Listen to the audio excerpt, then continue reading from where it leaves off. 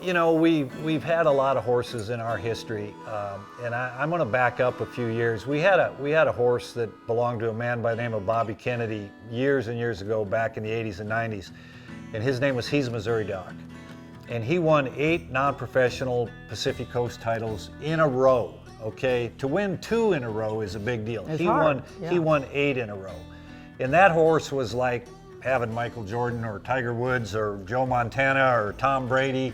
He was that elite a horse, but you know, we get attached to him, very much attached to him, and the good ones hold a place in our heart.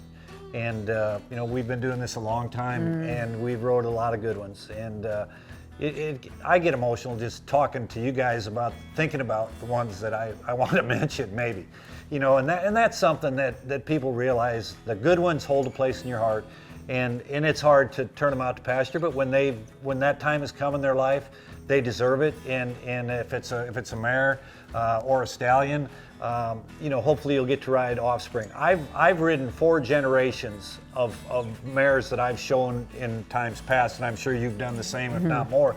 But you know, the mother's characteristics shine through in them colts. You know, I can go back to great grandma. I've ridden that many generations of horses, and you know, they're just time and time again, they're there for you. You just cannot, you know, take away their integrity. I guess integrity is a strong word, but they've got to have integrity to be a winner in our sport. That's right.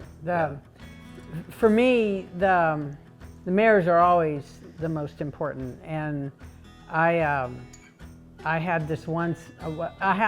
I show in the real specific Indian blankets that I show in. I've shown in for as long as I can remember, 40, 50 years, and they're all red and they're different designs, but each horse I've ridden of my mares, and that's what I do. I try to build a record on a mare from the futurity on, and then when I retire that mare, I get to start breeding her and ride the babies and enjoy that and see what traits are the same and what traits may be different, but there's always a lot of similarities.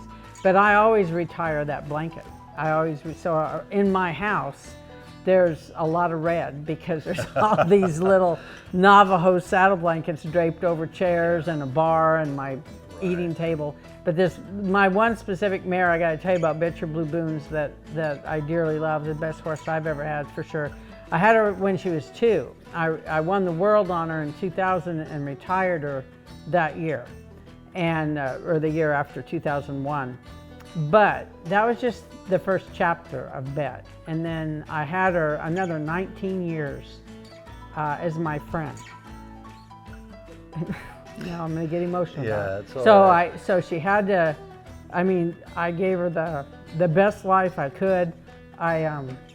She had the greenest pastures, she had everything she needed to have. And I got to have her another 19 years. So. And that mare, you know, holds a place in everybody's heart. I mean, she showed here in this arena several times. Some of my favorite pictures are here. Yeah, several times in this arena, but they're really part of our family, and you know, I think you'll, once you get a chance to ride one like that, a special one, they'll become a part of your family too. You know, the emotional roller coaster of the cutting horse business, the highs are high and the lows are low, and tomorrow's a new day, and we just got to get up and put one foot in front of the other. But these horses are special to us, and we really encourage you to get, if you have an opportunity, to come ride a cutting horse, because it's going to be the thrill of a lifetime, and hopefully you'll find one that's as special to you as ours are to us.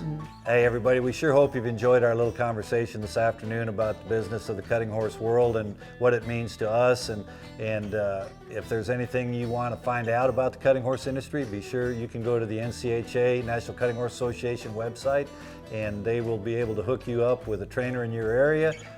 Judging information, videos, anything you want to know to get into the cutting horse industry, that would be the way to go.